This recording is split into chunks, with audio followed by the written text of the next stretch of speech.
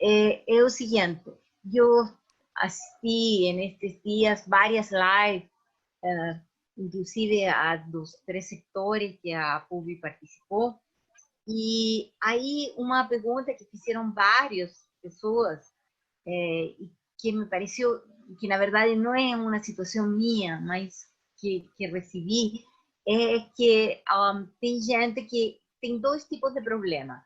Professores, por exemplo, têm problema com equipamentos de internet, com acesso à internet, com tudo isso. E as aulas vão começar de maneira remota, por lo menos a pós-graduação que tem uma data, que é 1º de julho. E, enfim, isso. E outra coisa é colega que definitivamente a tecnologia e eles não caminham muito junto. Então, por exemplo, o Moodle, ou sistemas virtuais, ou qualquer uma dessas coisas, se transforma em um bicho de sete cabeças. Então, de alguma maneira, o sindicato, durante as notas que ele fez, sempre colocou a necessidade de preparar tanto aos estudantes como ao corpo docente, os TAs, etc., nestes novos mecanismos tecnológicos. Mas, a princípio, el 1º de julio, por lo menos, estaría comenzando parte, o podría comenzar parte. También los profesores pueden escolher comenzar con la graduación. No es obligatorio comenzar el 1º de julio. Mas, en fin, esse aspecto está em jogo hoje. A universidade até que está colocando à disposição dos professores alguns cursos, mas não é muito boa a divulgação deles, nem é tão fácil o acesso a eles, digamos, como poderia ser uma coisa mais massiva. O que você pensa disso, por favor? Sara, desculpa, antes de você usar a palavra, porque a Sara Rovo não estava aqui no momento que você nos contou sobre a ação do Desculpa, Jeremias. sindicato dos. Não, não, estou complementando sua pergunta, Sara, muito pertinente.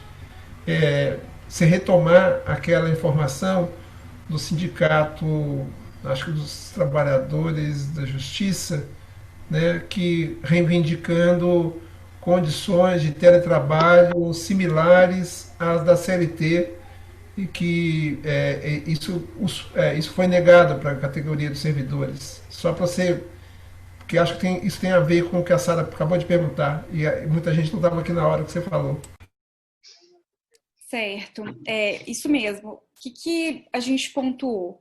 É que no serviço público não existe uma norma, uma legislação federal, uma legislação que regulamente o trabalho remoto, o teletrabalho.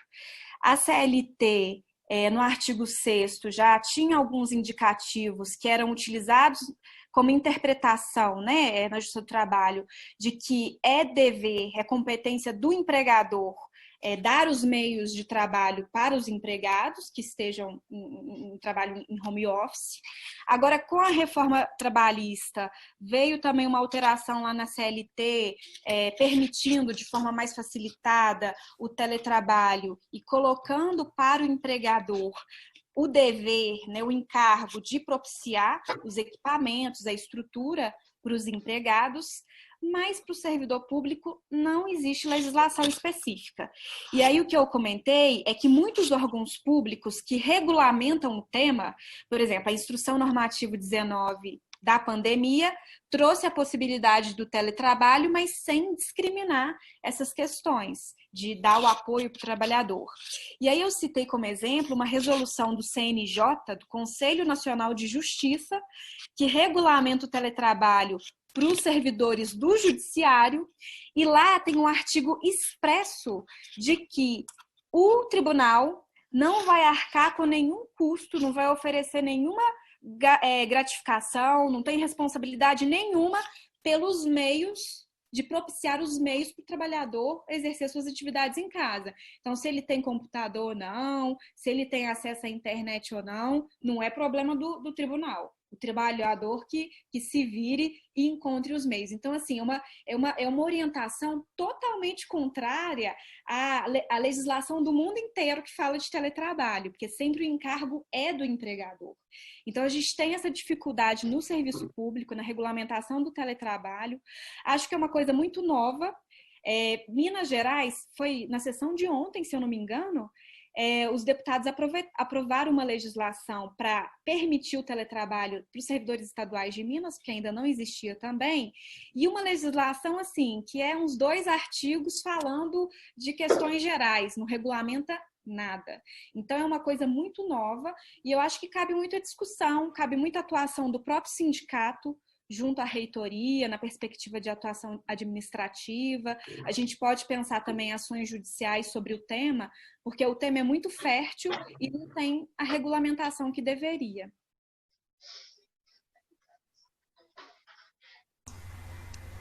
Obrigado, Sara. Não tem ninguém inscrito.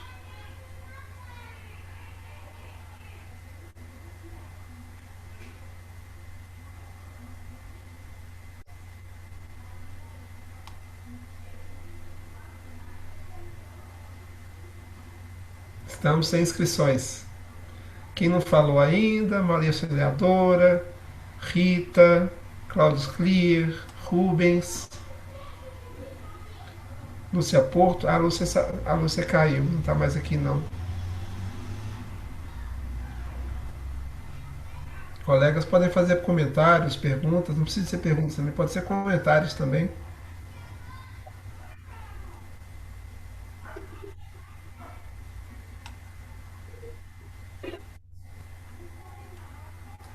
Todo mundo tímido, Sara. Bom, nós Todo mundo começamos refletindo. às 4h05.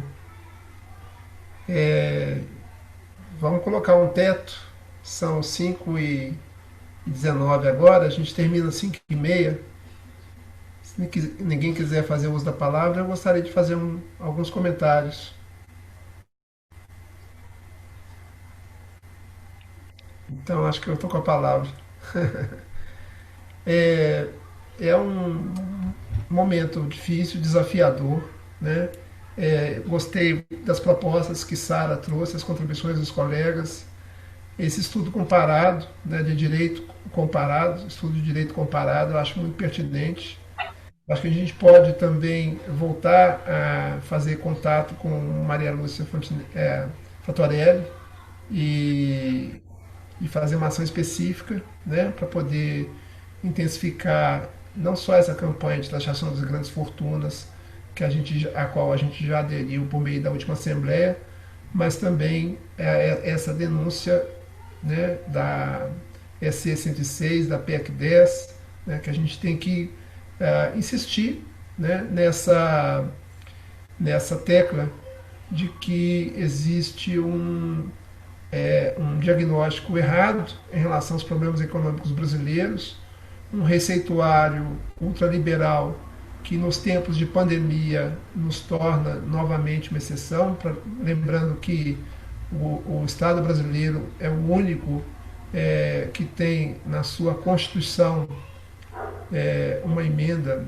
mas é da Constituição, né, que proíbe aumento de investimentos nas áreas saúde, saúde, educação, segurança, até 2035, né, um congelamento por 20 anos. Então, e mais uma vez, a gente vê no resto do mundo recuperando políticas públicas para o enfrentamento da pandemia, para a renda mínima, fortalecendo os serviços públicos para assistência à população. E aqui a gente tem uma orientação totalmente diferente, com esse desafio que o Bernardo pontuou quando comentou a questão do CIGEP, da desfiliação, que é uma representação social sobre o papel do sindicato muito restritiva, né? O sindicato como uma entidade que defende direitos trabalhistas, mas de forma muito reativa, mediante ações na justiça, né? E um sindicato que, quando faz essa defesa de uma maneira mais aberta e até estratégica, porque agora a gente está na urgência de defender o Estado democrático de direito, né, que está ameaçado. Estamos numa conjuntura com ameaças de fechamento do regime, né, onde atos públicos são realizados semanalmente com a presença do presidente da República, e também de ataque aos servidores e aos serviços públicos, né, com um Robin Hood ao contrário, né, com retirada de recursos públicos e das políticas sociais para garantir fluidez do mercado financeiro, com valores estratosféricos em termos de investimento público. Então, é um desafio enorme diante dessa representação social que restringe a atuação sindical a uma perspectiva mais reativa e muito limitada, né? Então, é um desafio que a gente tem que enfrentar, tentando convencer os colegas de que o momento agora é o momento de defender a democracia, o Estado Democrático de Direito, e defender o serviço público. E para isso a gente tem que denunciar essas escolhas políticas do atual governo, né? São todas lesivas ao Estado, lesivas à população. São essas considerações que eu queria fazer, meio improvisadas.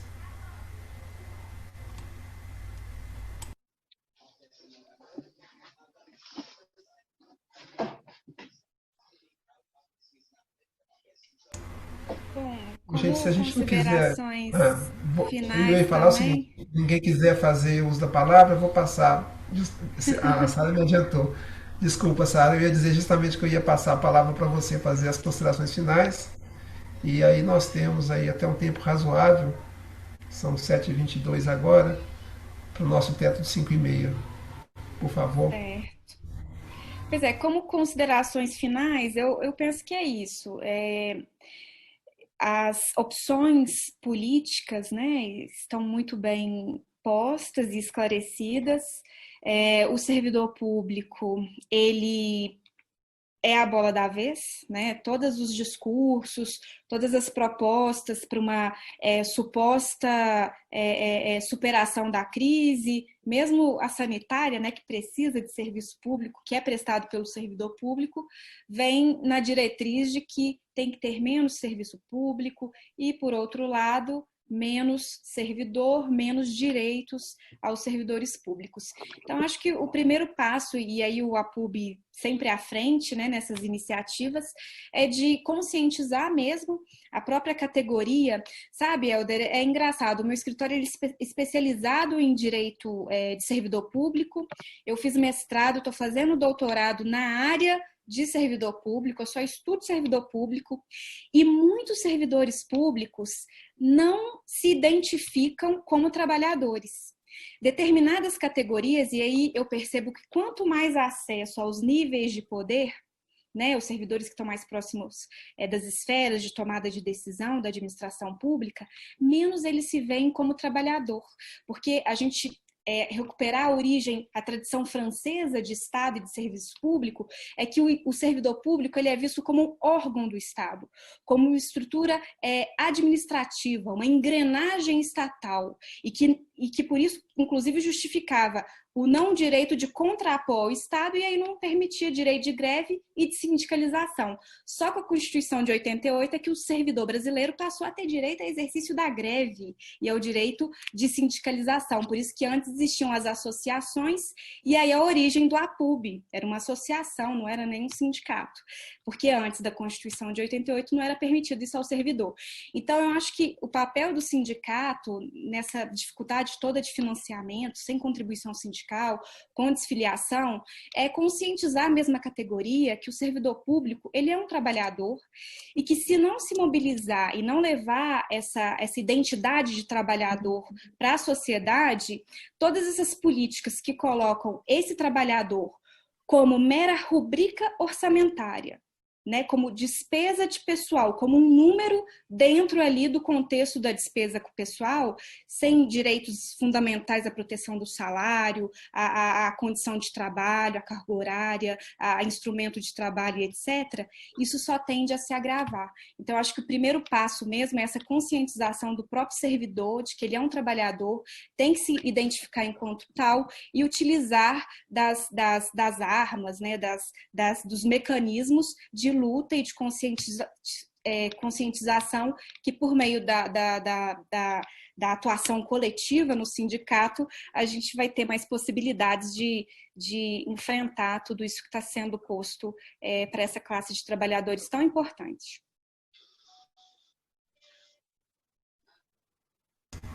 Muito obrigado, Sara.